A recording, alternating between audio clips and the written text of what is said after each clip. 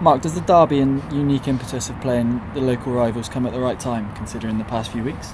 Yeah, I think there's always a right time for a derby match.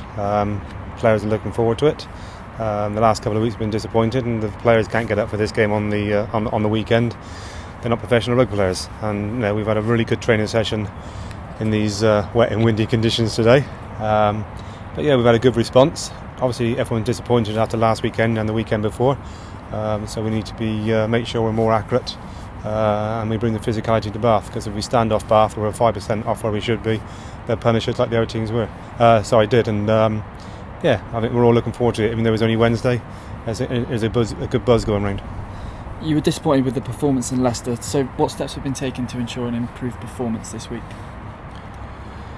Well, no, a lot of it was just sitting down with players and going through their games and talking about the game and making sure they're aware of what's required of them, and we can't slacken off.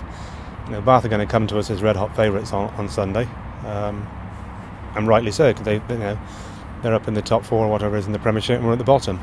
But it's a derby match, and anything can happen in derby matches. It's proved over the years, and after we've seen over the last few weeks, anything can happen in the Premiership. Anyone can beat anyone. So we're going into the game not apprehensive, but aware of Bath's ability. But also, I think we should see a response from the players, because it is Bath. We're going to get a decent crowd down at Ashton Gate, and we need to give them something to shout about. A new addition this week with Alan Solomons coming in. How much of a benefit has he been?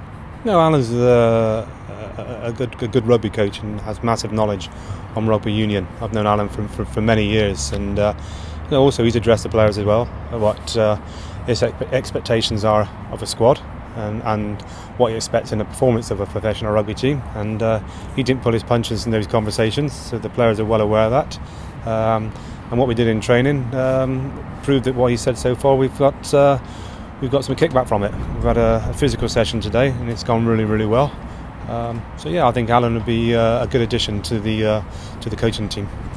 And a new role for you in the summer, but the focus remains firmly on keeping Bristol in the Premiership for the time being. Yeah, I start a new role in June, but in the meantime my focus is trying to keep Bristol in the Premiership, and I'm going to do everything I can over the coming months to do that. And in the